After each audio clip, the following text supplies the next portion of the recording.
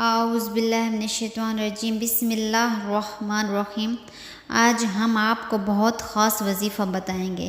ماہ شعبان کی پہلی جمعرات ایک عظیم رحمتوں کو لے کر آئی ہے۔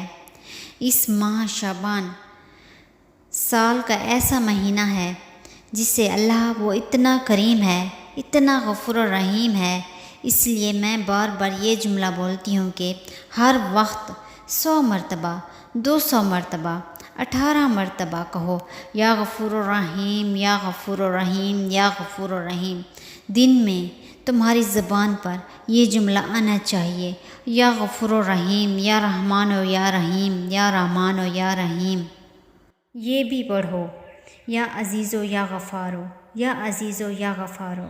میں یہ کہہ رہی ہوں نہ کہ چلتے پھرتے، گاڑی میں بیٹھتے، ٹرین میں جا رہے ہوں۔ اگر تم وضو سے نہیں ہو پھر بھی یہ تسبیح پڑھ سکتے ہو۔ وضو سے رہنا تو بہت اچھی بات ہے، اگر نہیں ہو تو لیکن شب جمعہ آج کی رات اپنی زبان پہ لے کر آؤ اللہ کا یہ نام کہ جس سے اللہ تمہارے اوپر رحم نازل کرے گا۔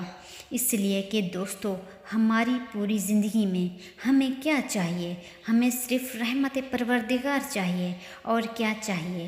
اگر اللہ کی رحمت آ جائے، ایک چیز یاد رکھو، جہاں رحمت آئے گی وہاں پھر مصیبت نہیں رہے گی۔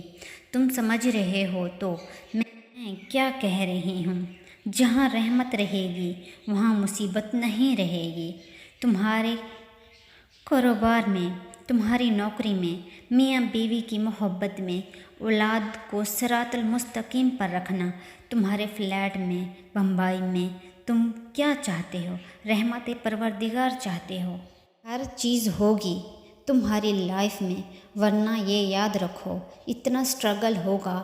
اگر یہ تسبیح نہیں پڑھو گے، 24 گھنٹے پڑھو یہ تسبیح، چلتے پھرتے، اٹھتے بیٹھتے عورت پڑھتی رہے، یا رحمان و یا رحیم و یا غفور و یا رحیم۔